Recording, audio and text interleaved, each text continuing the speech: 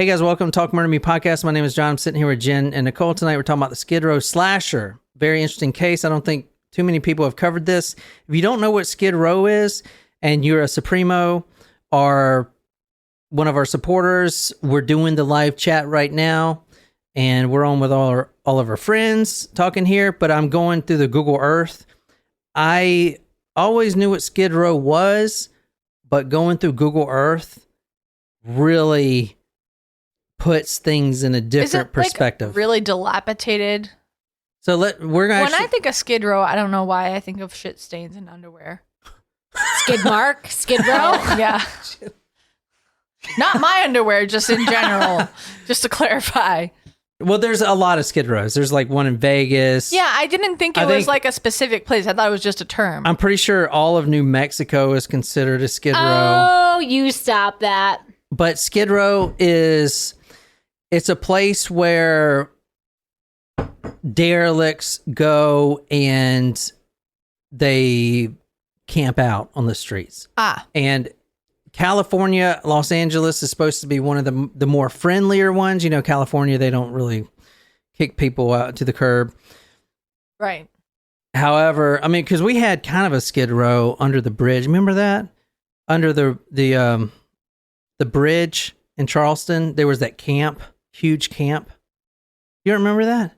Like, people would drive into Charleston, and that's the first thing they would see is this huge camp of tents, homeless people. So I don't know what happened to them. They were evicted. I don't know where they. When was this? It was like 5 years ago. And they went somewhere. They didn't kill them all. I don't know where they went. Probably to a different street. But they're no longer under the bridge. The Ravenel Bridge or the Mark Clark Bridge? Nicole, are you listening? Yes, I'm trying to send Dee a picture. Oh, which bridge? Wasn't it under the Ravenel? I don't know. It was downtown. Remember when we took our pictures for the Charleston City paper and there was kind of like not like right near where we were under the bridge, but like there was a couple of sleeping bags and stuff under. I think it's under the Ravenel. All right, so this is Skid Row. Oh, okay. Yes. This is Skid Row. Anybody on live chat been to Skid Row? This is crazy, Jen. That is actually the name of the street?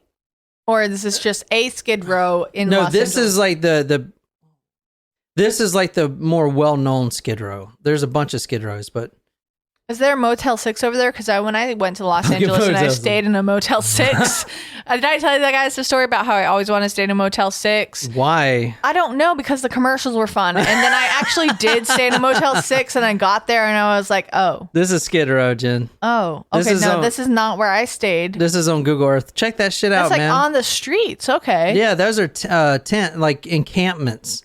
This is Skid Row. This is a current Google fucking thing. Sydney thinks she's been there. Sydney did look like this. You see all the tent. Look at all these, like the tents and the homeless people. That's sad. But I remember when I was in college. Look at this shit. This isn't like back in the day. This is current. Yeah. the Google car drove through here probably in like last year, 2022. This is updated this year. Man. So this is what's happening on Skid Row. There's just people camping out. It was a community basically of homeless people, derelicts. A lot of drunkards, a lot of prostitution happens here. So this is Skid Row. This is an actual thing. What part of Los Angeles is this? Is lower, it like Lower California? Here, let me back out. I know where Los Angeles is. I'm talking about like what part? Is it West LA, North LA? It's right near the freaking main. It's near East Hollywood. To answer your question. Damn. I remember when I was in college, people were camping out on the New Haven Green. It was like Occupy the Green for some sort of cause. I don't remember. It was for a long time. I'm trying to remember. I visited my friend in Los Angeles in 2016, but I don't think I was over this. No, you would have noticed if you'd been over here. Well, if it was there in 2016, I would definitely have noticed. Been there for literally since the story, which is in the 70s. So. Oh, then no, I was not. All right, guys, tonight we're actually talking about an episode that came out from Police Story, which was a CSI type of... It was a cop drama. Yeah, a police drama, what they now call procedural dramas for police dramas. So CSI, Law and Order, 911, the countless other ones. So it was one of those, and this one was actually really popular. And they put an episode out on November 26, 1974. The premise of the episode is a psychotic killer goes around LA, Skid Row, and knifes a bunch of derelicts. Okay, that's the episode. So they put that out on November 26, 1974. 4 days later, a psycho killer goes on a 2-month killing spree in Los Angeles, Skid Row, killing derelicts. Oh, no. I mean, literally pick this up from the freaking show.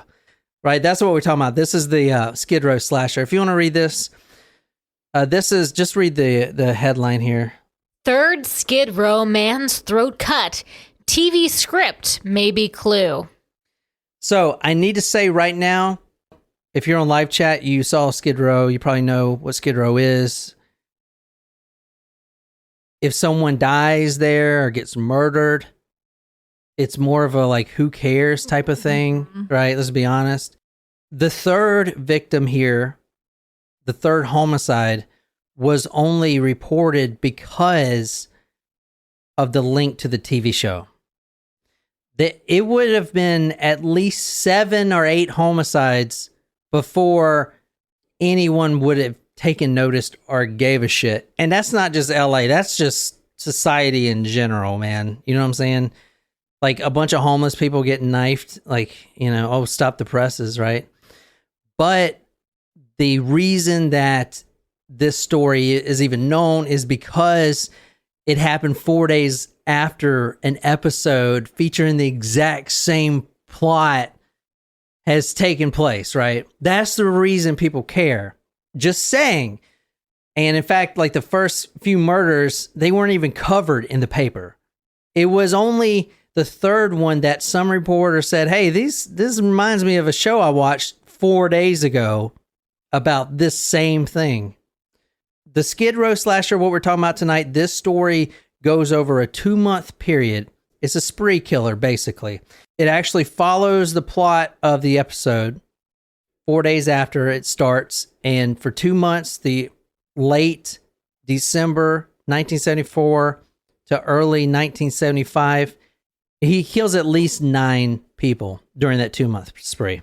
I don't know. You guys don't think that's crazy? That it's he's coming up with this from the show. 4th derelict on Skid Row found slain with throat cut.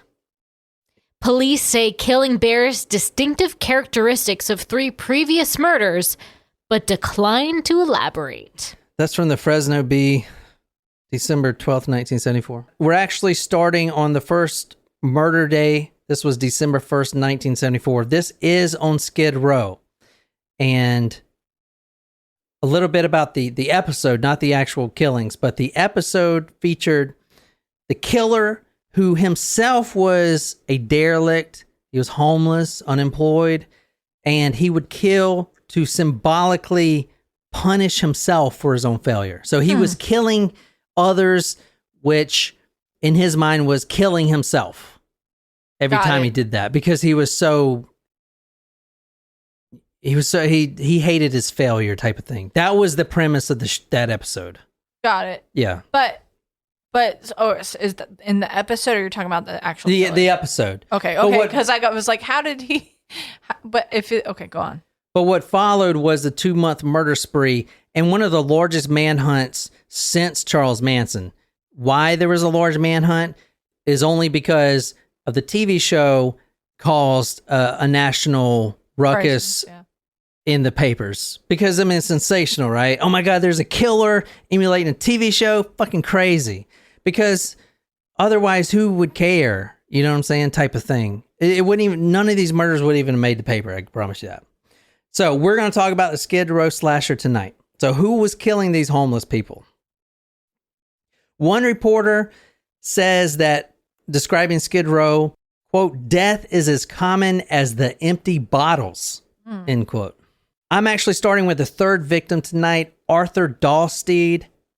He's the third victim. You look up his name, you don't see anything but the fact that he was a victim, but I knew there was probably something more to his story. So I wanted to try to figure out, who is this guy? How did he end up here? Is he just some homeless Yahoo or whatever? Like, how did he end up here? He was killed December 11th, 1974. This is the third victim. We don't have a picture of him. 54 years old. This man was a United States Navy veteran. Not only that, he was also a World War II POW. He was a World War II POW. He was serving in the United States Navy at the time, and he was captured by a Japanese commando unit, and he was imprisoned in this POW camp and tortured for months in Osaka. I showed her the pictures. I thought I'll put them on the slide, but they were just pictures of random POWs that got caught in Japan. And do you remember what they look like? Most of them were skeletons. Like if you think of the Jews that in the concentration camps, the Americans look like that. The Japanese would starve them. They would beat them, kill half of them. So the fact that he survived as a POW in this camp is pretty incredible. But then you think about it, World War II ends. Okay, what now? He comes back and he drowns his sorrows and his guilts of war and all his flashbacks and all that shit, the PTSD. He finds comfort in the bottle. He ends up on Skid Row. That's how he came from. Originally from Tennessee, now he's a drunkard. Skid Row. Just like probably many of the veterans. Anyway, a friend found him dead on the doorway at an alley of 5th and Town Avenue. This was on Skid Row. All this is right there. If you go off the street a little bit, there's, I'm not from the city, guys, so I'm going to try to explain this. But a big city, you go up the stairs to like someone's house. Mm-hmm.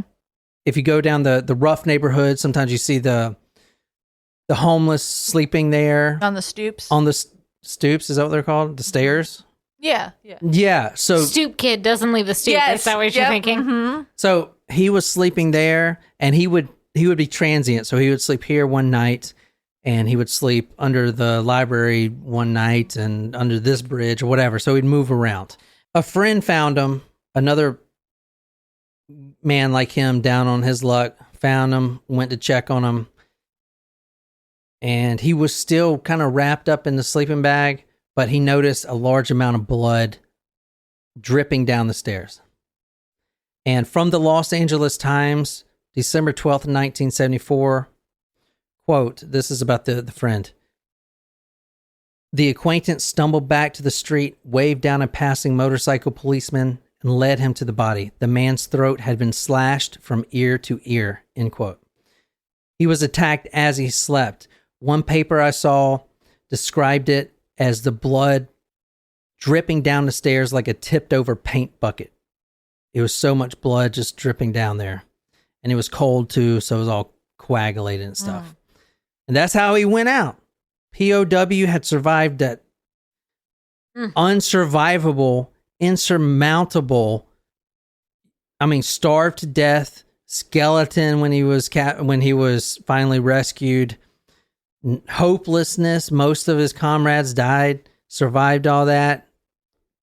Couldn't get a job like many of the vets in World War II. Didn't want to get a job, maybe in some cases, used alcohol, ended up on Skid Row. That's his life, and that's how he ended up 1974, December 12th, dead on the steps. So that was the third murder. There's 2 others before that. But that was the last victim. No. He's killed 9 at least. We're going to go through all of them. This was the third. Sorry, but this is the reason I started with the third is because that's when the papers gave a shit. Right. That's when the reporter was like, wait a minute. What the fuck? This just happened on TV. Someone's doing this in real life. Did someone on the television production know that this was happening and write a story about it? Or was it aired first and the person was a copycat killer?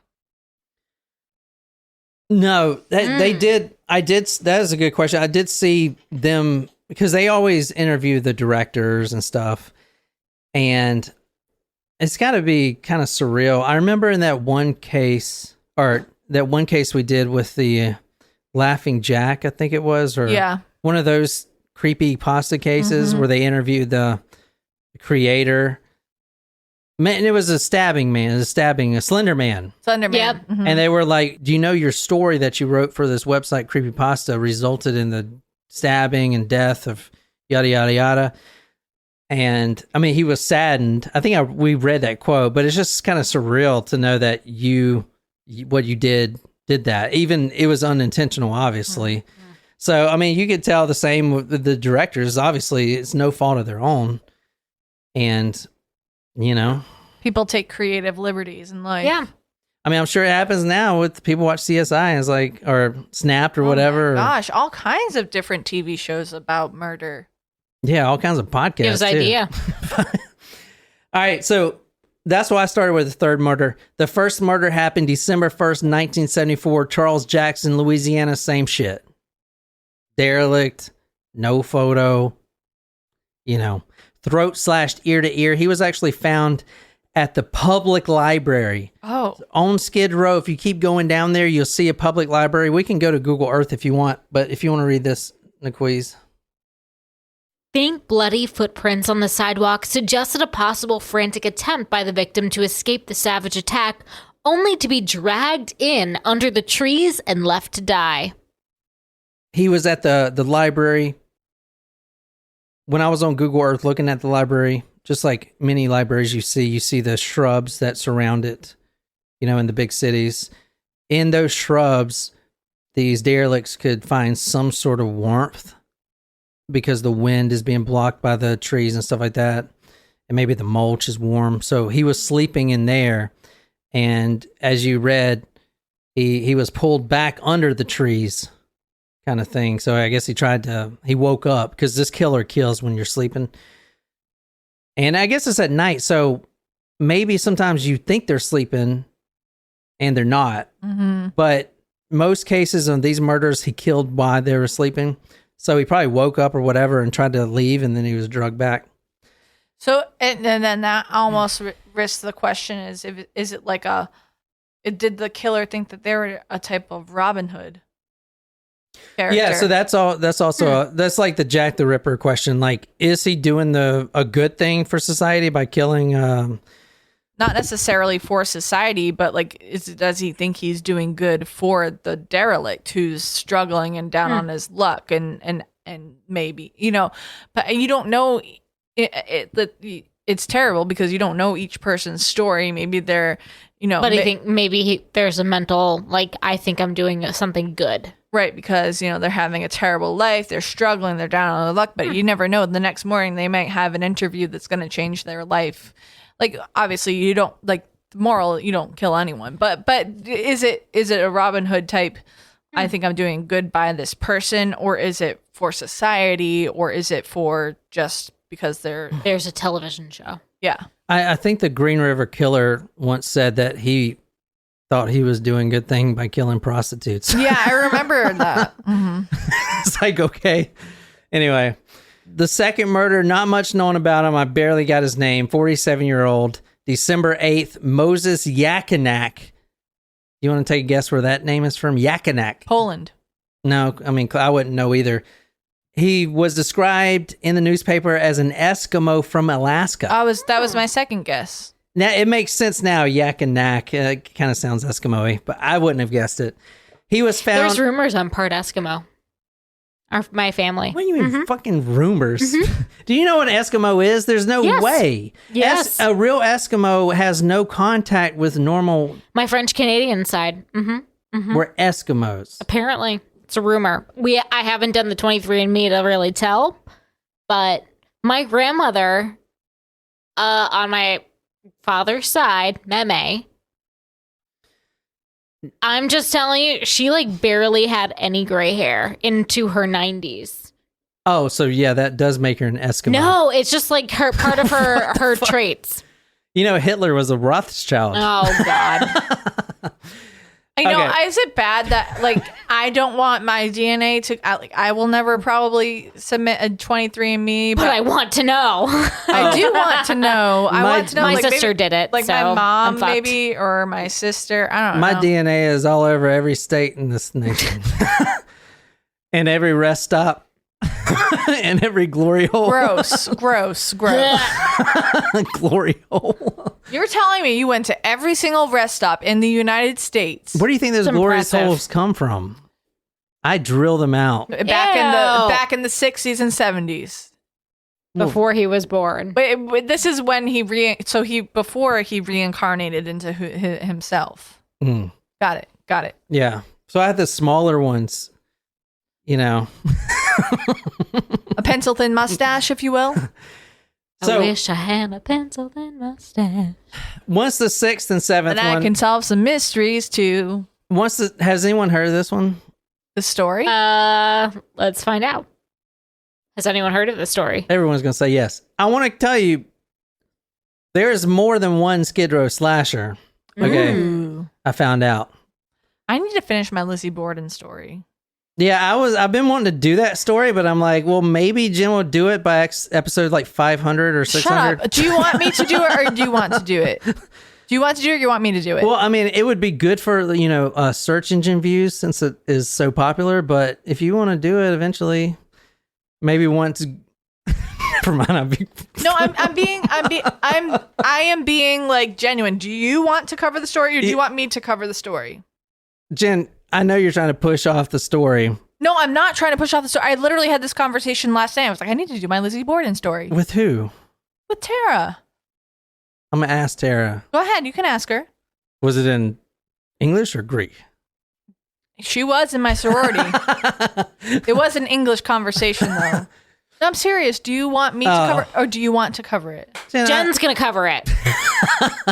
Because I have attempted to cover my own stories. Yeah, it's fucking hard, isn't it? It is hard. I didn't say it was easy. That's why it's been taking me so long, because I need to, not only do I need to know all of the facts, I need to have a PowerPoint so that I can show the audience. You don't have to have PowerPoint. I just use PowerPoint for the pictures. That's what I'm saying. I need to put together a PowerPoint so I can organize my thoughts and the pictures. Lauren says he thinks Jen should give it a go. When do you give me a deadline? Tuesday. In 3 days, Tuesday? I have an assignment due for my CDF class on Monday, so maybe Thursday?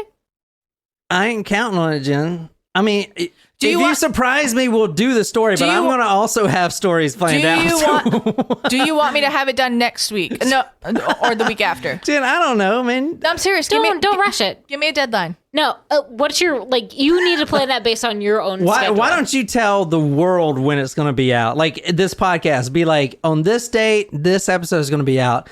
And then if you miss it, then you're going to feel bad. Okay. But don't. If you want to wait until the school year's over, don't get too overconfident, man. Because no, it's hot. Like don't over promise. The reason I can do 3 stories is because I've been doing it for 4 fucking years. Like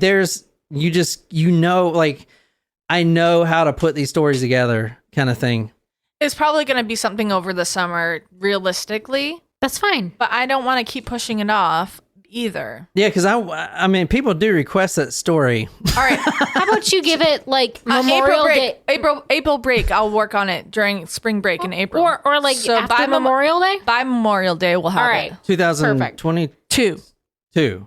This year, we will have it by Memorial Day. I'm going to work on that during and / before April break. BC or shut up. Before Common Era. What is the other one? What else? BC. Did other people say if they want me to do it or John to do it? Because if the people want John to do it, then he can have it. No, they don't want me to do it. They don't want me to do these. I'm hearing Jen. So only one. I'm hearing Jen. Okay. So after the 6th or 7th murder, which we're going to get into, there was the biggest manhunt since Charles Manson. Basically, the LAPD and the surrounding police counties had to do something. They had to put something together, not because anyone cared, but because so many papers were covering this across the nation. as they were like watching. Police Story was huge. So it's like watching that episode and then reading about it playing out. It's, they wanted to hear about, like what happens next, like how closely tied to it, the murder is it? Like, is the guy a derelict himself, like in the show? Was he symbolically killing? Like, people wanted to know that. And that's why the police were like, well, fuck, this has got to be a big manhunt. You'll see that they kind of screwed around at first, even when it got big. They put together this slasher squad, and then the slasher started killing more and more in quicker succession. So then they're like, "Fuck, okay, we'll do a task force," and that's when the money comes in, right? And the whole resources and the FBI and everything. Can I just comment that Slasher Squad reminds me of Suicide Squad, like the DC comics? Never saw it. I don't watch cartoons. All right, if you it's not a cartoon. I mean, it was a cartoon. It was a comic book, but I mean, I was referring to the movie. But go on. If you want to read this, Niquiz, this is from the Berkeley Gazette, 31st January 1975. One of the greatest manhunts in the city's history, search for prime suspect, described as a 6-foot-tall, 190-pound man in his 20s with a prominent nose and stringy collar-length hair of a dirty blonde color. Police had the slasher is believed to be a homosexual who kills out of sexual frustration. Okay, that deputy chief is going to eat his words. He talks a lot about how this killer is a homosexual. And I got a lot of quotes about it, but this is what the sketch came out to be. Not only did other witnesses see this guy, but this guy has been seen by other homeless camps in the area. This man right here. So take a long look at this guy. If you want to describe this guy for our podcast listeners, it's very detailed. They got the description on both characters pretty similar, I would say. High cheekbones, long face, long hair. It kind of looks like me if I was... No. It does not look like you. Your face is not that long. Nope. Yeah. Oh, you know what a good movie is that has Bradley Cooper in it that we watched? What was that movie called? Nightmare Alley? Yes. It was really good. Oh my gosh, I saw that. What'd you think of the end? Don't ruin the ending, but what'd you think of it? Honestly, at the beginning, was like, this is probably gonna... because at the beginning with that character that he becomes at the end... Yeah. The character at the beginning, I was like, is that him as the actor? Like, I thought it was like him and him seeing himself. So I kind of expected it. I got a new respect for Bradley Cooper. I don't know. He did good in it. You know what else? What else I watched this past week? Memento. That's a crazy movie. So good. So it's backwards. So the guy has what, like amnesia or something? The guy has a short-term memory problem because his wife was raped at his home, and he went to go save his wife, and he was like smashed into the mirror or pistol whipped, and he had a traumatic brain injury, so he can't form new memories. So he tattoos himself, but the whole story plays backwards. It's really hard to follow, but it's really good. It's a lot of flashbacks. Yeah, it's backwards. It's very, very well done, and it's really good. It's really good. I think it's on my 100 movie scratch off. I have to go check. All right, so Jen, if you're in the LAPD and you want to catch the Skid Row slasher, how would you do it? I would have a stakeout with coffee and donuts, and I would try to watch what is going on. That's not like a police joke. Yes.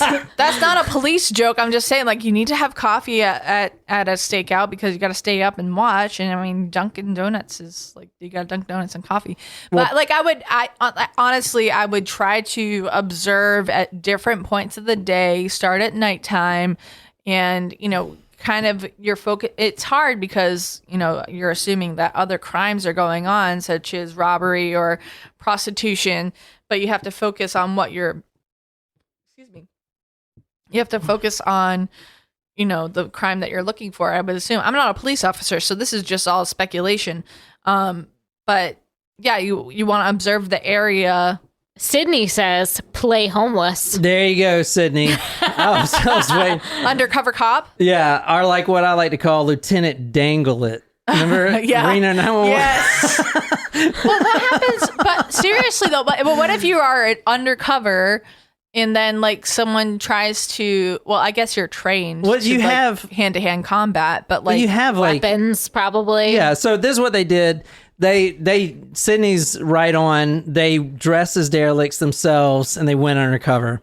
And they did that in the last case that we've covered. That police did that was the 44 caliber killer. Right. But if you want to read this is how they would do it. Huge manhunt for Skid Row slasher.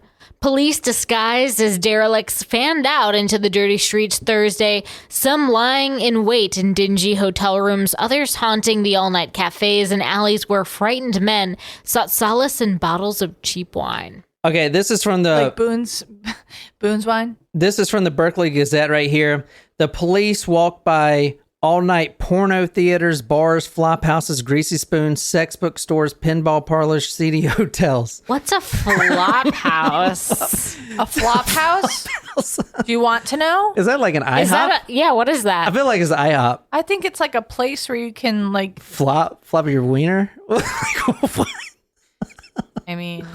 What is a pinball parlor? Like that's like an arcade hall. Like in the 70s, like the pinball was a thing. Like remember the Who song? He's a pinball wizard. Oh yeah, fucking hate the Who. All right, okay. Well, so you hate the Beatles also, so you clearly don't have a great taste in music. Wait, but what's a flop house? I don't know what a flop house is. Look it up. I think it's like almost like a brothel, but for men, maybe. I don't know. This is also a guess. All brothels are for men. What the fuck? No. I think men to men is what she's saying. No, like I meant like men to women. I don't know. It could be anything. Who knows? Can you Google it? Hey Siri. No. Hey Siri. We don't have such things in this house. All right. So, however, this caused the slasher to focus more indoors and not on the street. And not on the streets. I did ask the group. Here's what's happening, guys. 4 people he slayed on the streets while they were sleeping. Pushed some of them, kind of threw them back under the library steps, killed one on the steps, as you saw.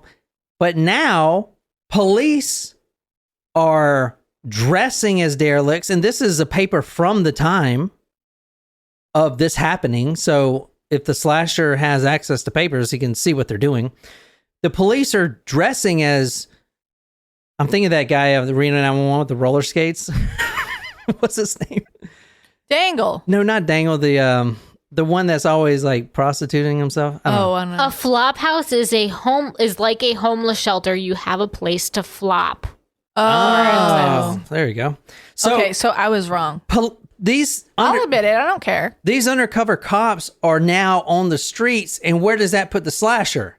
Not on the streets, because he don't want to get caught. He ain't stupid. So he starts going to these seedy hotels where normally the population of these down and outers in these is kind of these hotels that you can rent like a by the hour type place. No, not by the hour necessarily, but you can rent a room for a week or whatever. For a week, yeah. Real seedy, shady hotels. Like the Motel 6 I stayed in? None of the people in that low level of society, which he is killing, was worried if they lived in a hotel room. However, the next 3 murders he would commit would be committed in such a quick succession. Remember, it's only a 2-month murder spree. 3 men killed in quick succession in their motel room where they thought that they were safe because they were under the protection of a roof. Right? But now this slasher is going into the hotels. That wasn't on the TV episode. So he's kind of taking it up a notch, right? So now is when you start to see the police giving a shit and society giving a shit, because they're like, okay, he started with the under the bridge derelicts, but now he's in the cheap hotels. It seems like he may be rising. And he's not following the script either. Yeah, it seems like he may be going up the social ladder, but no, he's still killing unemployed and winos or whatever. So, but eventually he does go up the social ladder. And I'll tell you, before we go any further, I'll tell you which Hollywood actor nearly escaped death from the Skid Row slasher. Who? I'm going to tell you at the end. This is like a clickbait shit. Oh. I'll tell you which one he broke into the home of, and this guy barely escaped. Very famous actor in East Hollywood.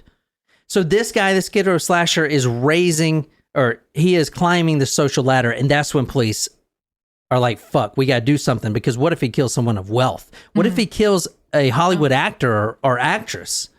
That ain't going to be good. Anyway, one drifter would tell a reporter about if he was scared, quote, "It don't worry me. I know I'm doing God's will. He isn't going to let nothing happen to me." However, you got to remember that the killer is killing these residents while they're sleeping.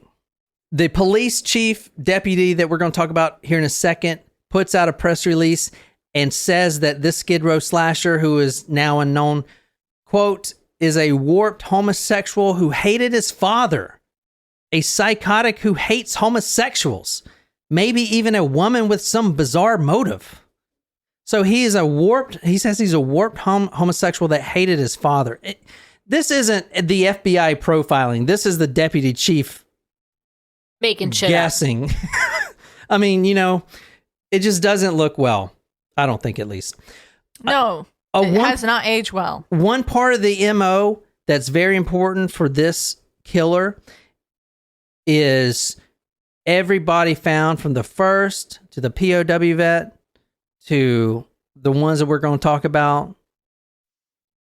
Every one of them were found with the shoes off, removed, completely clothed, shoes off. So that they wouldn't float to the water? Yeah, if it flooded, like a Skid Row flooded? No, never mind. I'm making a reference to the yeah, I know what you're doing. Story. The shoes were pointed dress towards the victim, which is crazy. There was one other thing too that stuck out.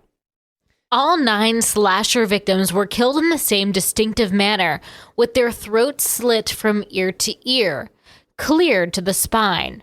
Some, but not all, of the killings appeared to be ritualistic.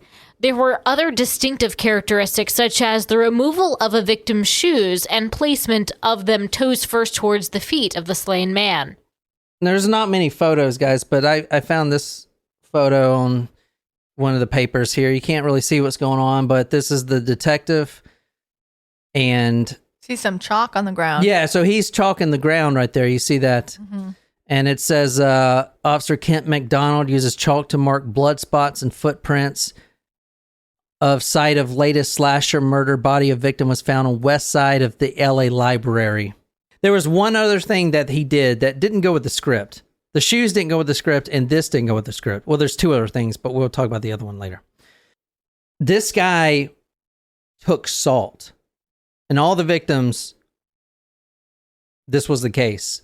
And he poured salt, like, the salt, Epsom kosher salt. Yeah. Okay. Yeah, kosher with the girl and the... Yeah. Morton salt. Morton salt, yeah.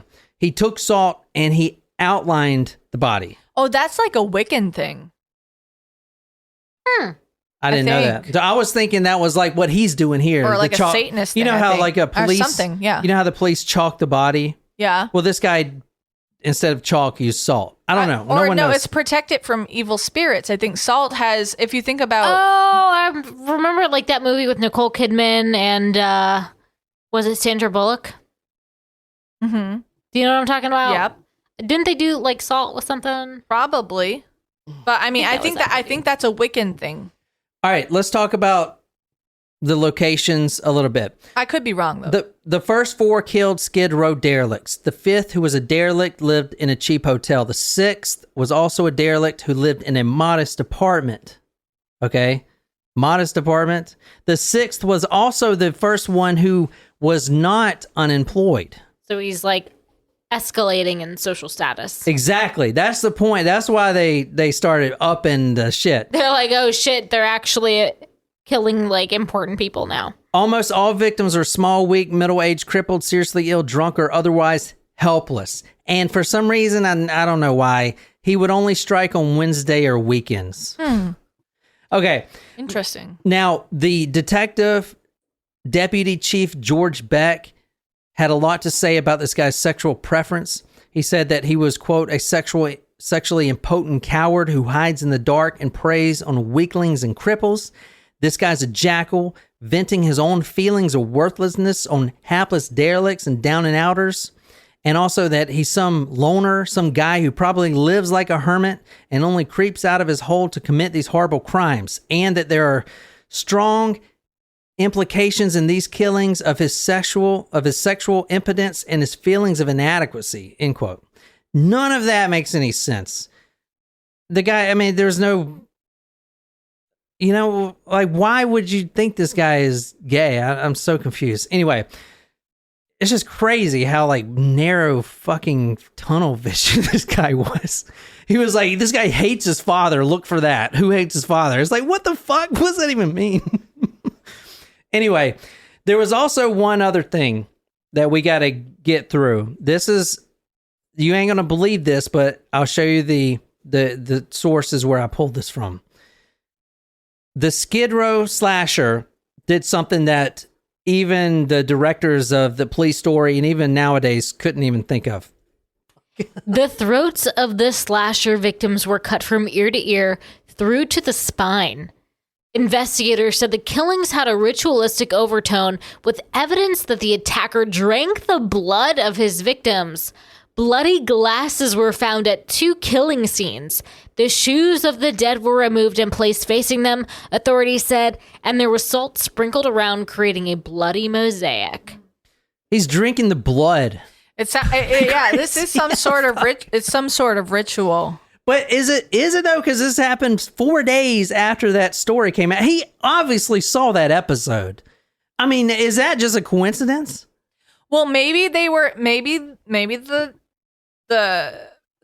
suspect was planning some sort of attack or trying to plan who to carry out his ritual on, and then he saw the TV episode and was like, "Oh, that's a good idea. I can just use people who many people think don't matter to society." What Nicole read was from the Spokesman Review, 30th December 1976. Let's talk about the MO change. Serial killers sometimes do this, and I like to think of it like anything else. When you start something new, you like to change, like a hobby or something, you always change things around. However, when someone's been doing it a long time and then suddenly change their MO, it can throw police off. The MO change is the climbing of the social ladder. Started Skid Row, then goes to seedy hotels, then modern apartments. The 6th victim was a truck driver named Tex Shannon. He was found dead in his hotel room. He had locks on the door. One victim I saw had 5 locks on the door. Yikes. And he was still slashed from ear to ear on his bed when police found him. 5 locks. Tex Shannon actually had a gun. Somehow this guy is sneaking in when they're sleeping and slitting them so deep that it's actually chipping the spine. Like, what the fuck? What kind of hatred does this guy have? Who the fuck is doing this? That's just intense. And he's killing people with no money. It's not robbery. What is he going to get? He's just fucking like nothing? doing it for fun. The 7th victim was actually on the 5th floor at the Barclay Hotel. And this is one of the rooms right here. I mean, look at this. That's where the 9th victim. But look at the hotel room he's in. That's a nice freaking building, dude. Yeah. That ain't no Skid Row bullshit. That's some nice shit right there. So the police are definitely stepping it up. The 8th victim, George Frias, he was 45, employed. He worked as a secretary for Hilton Hotels. From the Spokane Daily Chronicle, quote, and I love this quote, quote, "The killer had moved out of Skid Row and nobody could feel safe. You didn't have to be a bum to get your throat cut." The 9th victim, he killed his 8th and 9th victim within hours of each other. Wow. I know, crazy, right? The 9th victim, Clyde C. Hay, was an employee of the National Cash Register Company, and he was that guy that is in that apartment right there. He was found dead in his bachelor apartment in East Hollywood. His throat cut from ear to ear. Half a mile away, they found the 8th victim. They actually found the 8th victim after the 9th victim. They were killed so closely. So, who is this guy? Let's talk about the arrest right quick. because they did find someone that, let's just say, matched the bill. Do you remember what the sketch looks like? Yeah, he had long hair, long face, high cheekbones, blondish hair. This is a sketch. Mm-hmm. Early February, Hollywood Hills. A man who you're about to see, a Vaughn Orrin Greenwood, 31-year-old man, drifter, criminal, has been in the system, drifting around place to place, homeless, if you will, was caught breaking into a Hollywood Hills home. Very expensive home. Very expensive. This home was owned by two men, William Graham, 36, and Kenneth Ricker, 22. This man breaks in the home attempting to rob. Mm-hmm. He has a knife, and more importantly, he has a hatchet. Oh, no. A hatchet with him, which, remember, wasn't used in any of the murders. And robbery wasn't a thing. He breaks into Hollywood Hills home.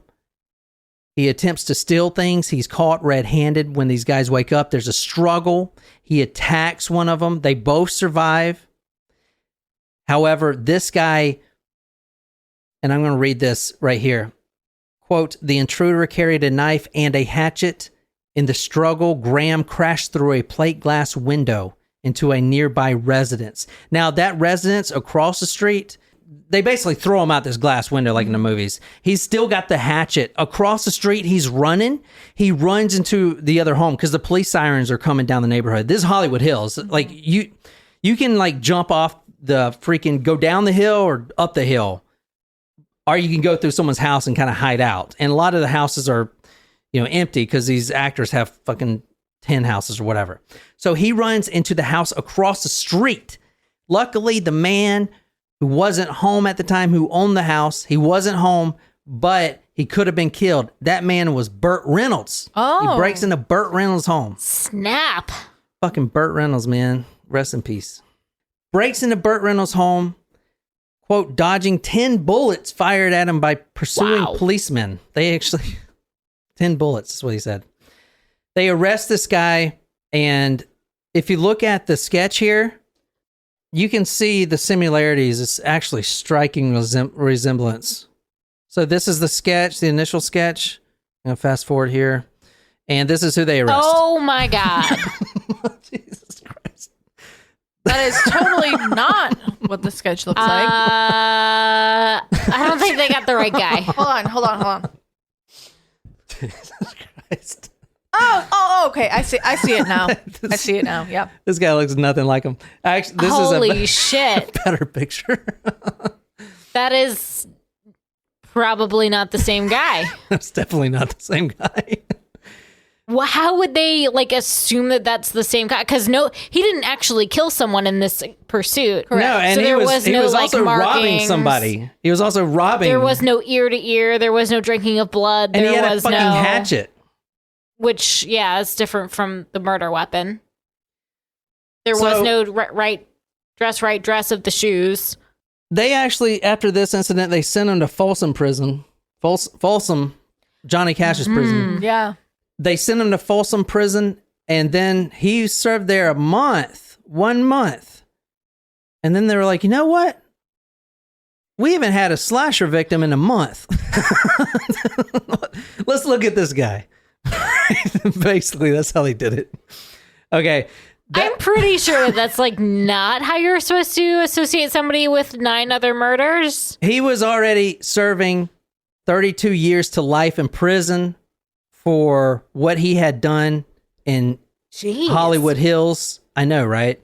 Seems really he broke into Burt Reynolds' home, man. Yeah, but it's not like he... technically nonviolent. No, but he attacked someone with a hatchet. True. Yeah, that's true. Yeah. Could be an attempted murder. Yeah. They arrested this guy again once they linked him to the murders, and the only evidence they had, besides obviously confession, but what the fuck does that mean? I mean, is this guy drinking blood? But detectives arrested him anyway. Yeah, it says Vaughn Greenwood bore no resemblance to the description police issued of the Skid Row slasher. This guy looks nothing like him. All the homeless and the people there gave the fucking sketches, you know? Nothing like him. Anyway, so this guy, they convicted him. A jury of 12. The only evidence they had was a bloody footprint that an expert said was the same as one of his shoes. Wow. So he was charged with all 9 murders, and he was arrested February 3rd, 1975 in Hollywood Hills, and that's pretty much it. Actually, he just died in 2020. Wow. And that's it. That's a Vaughn Orrin Greenwood. The judge said, quote, "It is fairly evident that he suffers from some inner drive which compels him to kill, not to accomplish robbery, because most of those murdered who were rendered unconscious are defenseless before having their throats cut," end quote. So we got our guy. Fucking completely not the guy. What the fuck? I mean, even the papers are like, dude, what? I know. They're like, but they arrested him anyway. It's wow. I mean, wow.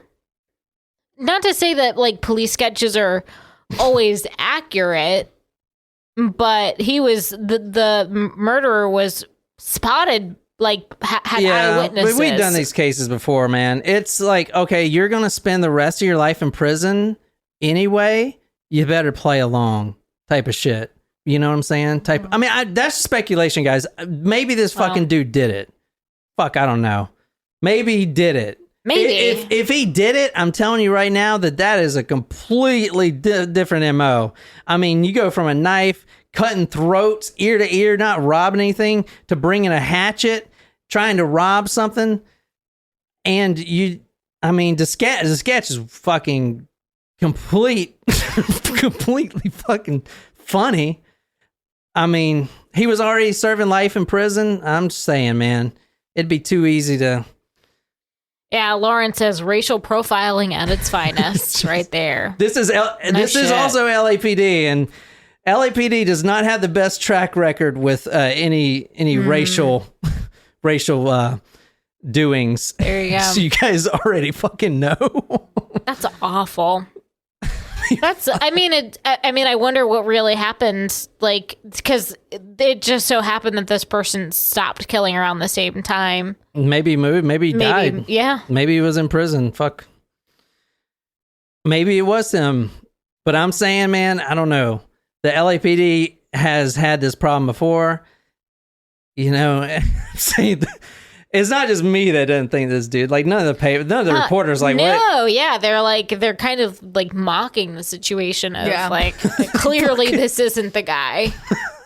I mean, this guy was drinking blood and fucking all kinds of shit. I couldn't find anything on his background. It's kind of obscured. He went silent in prison, complete silent, no interviews, nothing, no media coverage at all, nothing. Barely even news of his death. Wow. Nothing. This is a serial killer that you don't hear too much about ever. So kind of, wonder why. Which is kind of interesting to me, because that, you know, that's crazy. Like, why was he so silent? But I'm not saying he did it or didn't do it. Honestly, if you ask me, I think they got lucky that a freaking guy stopped killing people, and they had to blame someone. I mean, yeah. So. But that's just my opinion. Not saying that's real or not. All right, well, I guess that's it. We're going to get off here, man. I'm fucking done. This is 3 episodes. Holy shit. That was and almost 5 hours We of almost recording. Started on time. That was pretty, like, accurate. It's been almost exactly 5 hours. And I hope you guys like this time and format and stuff. From now on, I'm going to try to get these stories. And I don't know. I hope you guys like the stories. I'm trying to do stuff that no one's done, no one's heard of. Because I know you guys binge a lot of true crime, so... Anyway, good stories. If that's it, man, we're going to go get something to eat. I love you guys on live chat. And for everyone on listening to the podcast, thank you for listening to Talk Murder Me. And my name is John. And until next time, good night, you lovely, lovely people.